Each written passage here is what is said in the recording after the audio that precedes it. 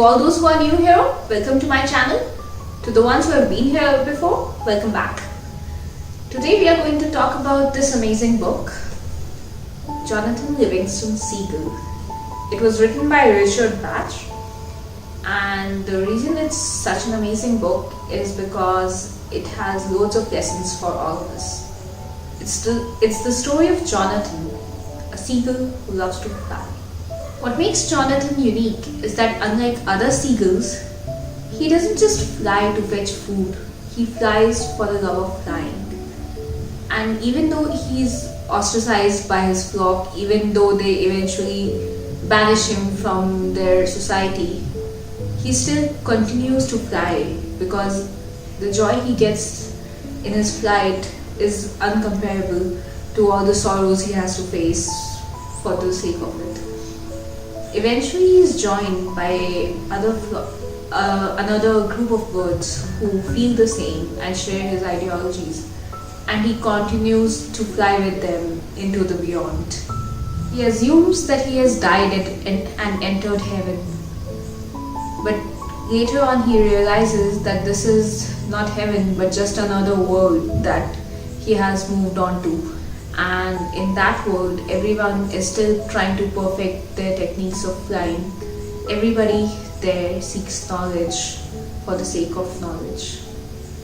He meets an old seagull there who tells him that it's all about his own consciousness. He's only limited by his thoughts.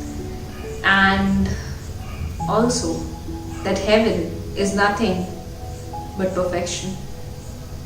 Eventually, he realizes that had he found a teacher sooner, he might have learned a lot, and so he decides to bury his differences with the flock and return to teach those who wish to learn like him. When he comes back, he finds a batch of new outlaws who seek the knowledge of flying, and so he begins training them.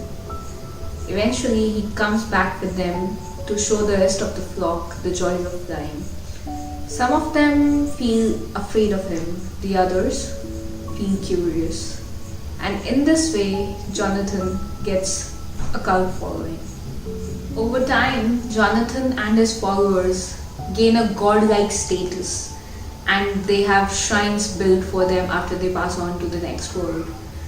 People put rituals around them, but they forget their actual teachings, and nobody anymore flies for the sake of flying or searches knowledge for the sake of learning.